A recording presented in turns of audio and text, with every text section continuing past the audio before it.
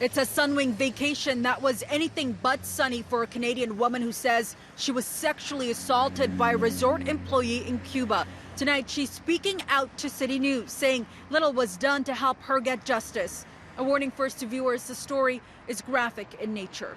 Emily, we've agreed to only use her first name, says the attack happened after she fell asleep after dark at the beach. There was a man on top of me. He had one hand on my mouth, and he was trying to get me to be quiet, and I felt his other hand up my dress, and he was trying to take off my underwear.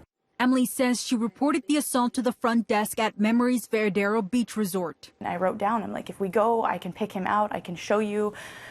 He tried to rape me, and I wrote everything down. What was the response when you said that? Really nothing. They just kind of stood there watching me bawling my eyes out. That night, the 29-year-old and her fiancé say they packed up their bags wanting to leave the resort, but staff talked them out of it. In the commotion, Emily says they left her purse in the front lobby with all their valuables inside, including money, phones, and their passports. The next day, security located the passports. Emily says they wouldn't return them without a promise. They had our passports and wouldn't give them to me until I had filled out a report saying that I wasn't pressing charges. And then I got my passports back. The resort denies that, saying the passports were found on the beach and there were no conditions on the return. But in the end, the couple didn't file a police report, though they did report the incident to Sunwing. And back in Canada, took to social media to share their experience. I have nothing to gain by telling people that I was almost raped. What do I get out of that?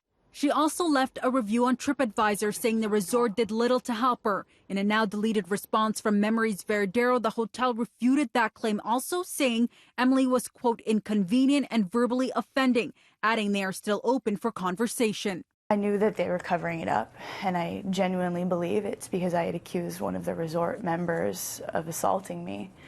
And aside from that, stealing all of our stuff. I'm calling from City News Toronto. After City News reached out to the resort, a new post with a very different tone saying, quote, we regret the original response you received on this platform. And in an email to City News, Blue Diamond Resorts, which owns Memories Veradero, states, there has clearly been a breakdown in communications, and we are fully cooperating with all parties to ensure this matter is further investigated. Sunwing, which sold the vacation package to Emily, also told City News in a statement, quote, we have launched an internal investigation into how this was handled by our team in destination and would welcome the opportunity to speak with Emily directly to better understand how we can address her concerns. Ahead on City News, a lawyer on what options women like Emily have when traveling abroad and what legal protections are in place. Blue Diamond Resorts and Sunwing Vacations are both owned by the same parent company, Sunwing Travel Group. And a development to this story, just moments ago, Sunwing sent City News an update saying Emily has reached out to them to further pursue the investigation, and they plan on supporting her. And they say that while no one has canceled their reservations to Memories Veradero, anyone who wants to move their booking to another hotel of equal price can do so without penalty. Earlier on in the show, we told you about a Canadian woman who says she was sexually assaulted by a resort staff member in Cuba. Emily, who lives here in the GTA, says all she wanted to do was report her assault, but little was done to support her. A warning to viewers, the story is graphic in nature. I got mad. I got so mad. And I just pushed as hard as I could. It was a fight that Emily, who we've agreed to identify only by her first name, says helped her get away. And the ordeal continued when she reported her allegations. The 29-year-old says staff didn't take her seriously. I knew that we weren't going to receive the support that we genuinely needed. And it flipped to survival mode. I just said to Jordan, I'm like, we just need to get out of here. In recent years, City News told you about multiple Canadian women who were on Sunwing vacations when they alleged they were sexually assaulted by resort staff. He started to kiss me and to touch me. He pulled me by my arm into the washroom. I tried telling him, I'm married, stop. It's happening on a scale much more broad than we even realize. Lawyer Flora Weinberg says there are many challenges preventing people from reporting these sexual assaults, a process that can oftentimes be lengthy and intimidating. Weinberg says the cross-border legal process can be complex, adding victims may also consider a civil case against the resort, who has an obligation to keep people safe.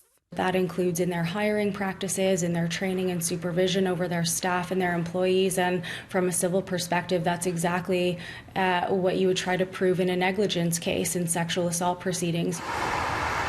Sunwing tells City News it's working alongside a Canadian organization to address and prevent sexual violence. Quote, this engagement will include a review of existing policies and procedures to ensure a consistent approach to these issues. Our objective in partnership with White Ribbon is to work across the company towards awareness, prevention, and zero tolerance of sexual harassment, violence, and bullying.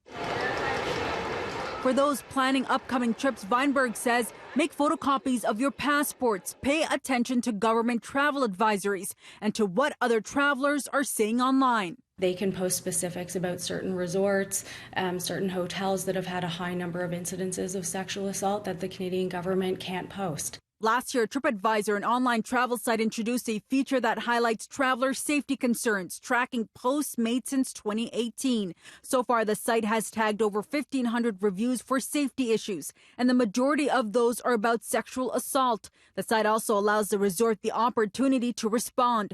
Emily wrote a review. It ended up being a nightmare, like a nightmare. And used social media to share her story. If you're drinking, if you're wearing a short dress, if you went down to the beach by yourself, that is not a consent or an invitation to be assaulted. For Emily, sharing her story is a step towards healing, and she says she hopes she can help others who've been in similar situations.